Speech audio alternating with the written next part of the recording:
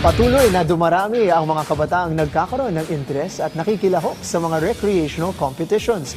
Sa pamamagitan ng mga grassroots programs at development initiatives, umaasa ang Philippine Skating Union na makahubog ng susunod na henerasyon ng mga national athletes. Para sa buong detalye, alamin sa ulat ni teammate JB Junio.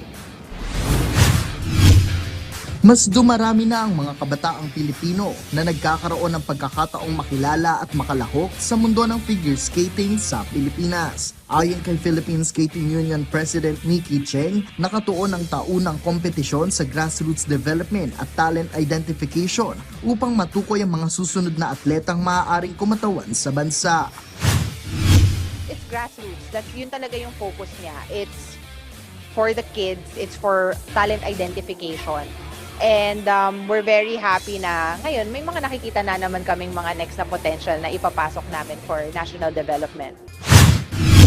Malaki rin anya ang naitutulong ng mga ganitong kompetisyon sa pagtaas ng interes ng publiko sa figure skating, lalo na't nagaganap ito sa mga pampublikong lugar tulad ng mga mall.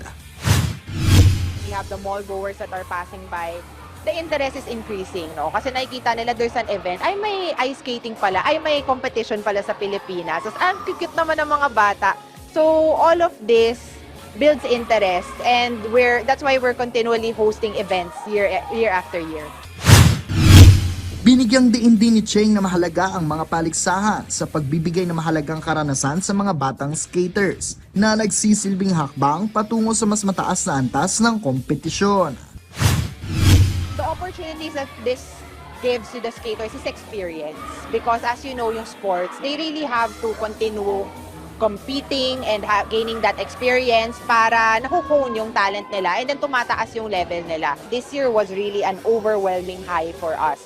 So 230+% ang growth ng Learn to Skate program namin, which means it's like ×4 nung previous performances namin. So from there, of course, we're very happy. We're seeing na magkakaroon ng mga bagong hockey players, speed skaters, figure skaters.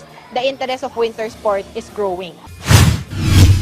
Dahil sa mga programa ng Philippine Skating Union, patuloy na lumalaki ang mundo ng figure skating sa bansa. JB Junio para sa atletang Pilipino, para sa bagong Pilipinas.